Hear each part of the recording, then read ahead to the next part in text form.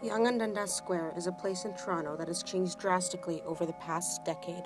What was once just another city square has now turned into an advertising and media hub full of digital billboards. According to advertising expert and CEO of Grazie Media, Vanessa Voitella, digital advertising is one of the leading forces that is turning Yonge Dundas Square into Times Square and Toronto as a whole into a mini New York City.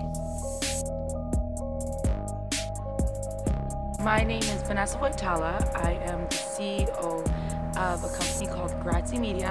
What we basically do is we are the company responsible for the content on these billboards. So the billboards are mobile, they're electronic. It's basically like looking at TVs that are outside, so they're digital. And in New York, everything's digital. You go there and, these billboards are digital and they're in your face, and it's kind of like looking at a TV that's playing constantly, that's massive. The prominence of digital media and digital advertising is growing, and Toronto has really adapted to that.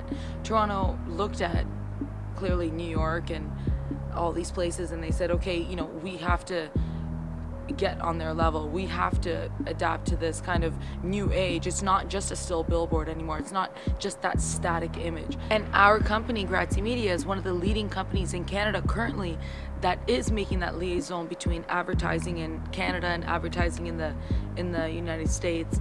And I suspect that we are probably within the next 10 years going to look like the next Times Square, because you see every day in Times Square it's digital, everybody's looking, everybody's it's a hustle and bustle. And the same thing in Canada. Maybe we don't have as many followers or viewership in terms of audience and that sort of thing, but I suspect that will grow within the 10 years. Absolutely.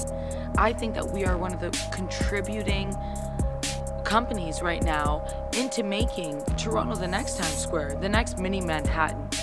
People say it all the time. Hey, Toronto, yeah, I know that place.